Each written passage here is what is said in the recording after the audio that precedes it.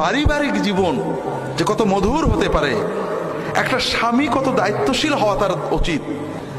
স্ত্রীর সাথে প্রেম ভালোবাসা, স্ত্রীর রাগ সহ্য করা, স্ত্রীকে গালি না দেওয়া, স্ত্রীর রাগের সময় নীরব থাকা, স্ত্রীকে পারিবারিক কাজে সাহায্য করা, স্ত্রীকে বিনোদনের সঙ্গে করা, স্ত্রীকে ডিভাইনিটির সঙ্গে করা, না নিজের নামাজ, নিজের তাহাজ্জুদ, নিজের কোরআন তেলাওয়াত, নিজের দিন চর্চা।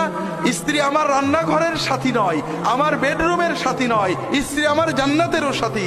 আমার স্বামী শুধু আমার বাজারের চাকর নয়, আমার স্ত্রী আমার রান্নার কর্মচারী নয়। আমরা স্বামী স্ত্রী দুনিয়াতে একসাথে, জান্নাতের পথিক। আমরা দুনিয়াতেও একসাথে থাকবো, জান্নাতেও একসাথে থাকবো। এটা মুহাম্মদ রাসূলুল্লাহ শিখিয়েছেন। আর মুহাম্মদ রাসূলুল্লাহ সাল্লাল্লাহু আলাইহি ওয়াসাল্লামের স্ত্রী স্বামী যা আচ্ছা যান খাবার বেঁধে দিতেন।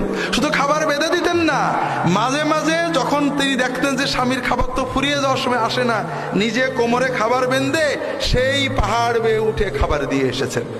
স্বামীকে আমার বউয়ের মানসিকতায় নিয়ে আসতে হবে, বউকে টেনে স্বামীর মানসিকতায় নিয়ে যেতে হবে, নবীজি সাল্লাল্লাহু আলাইহি ওয়াসাল্লাম এটা শেখাননি।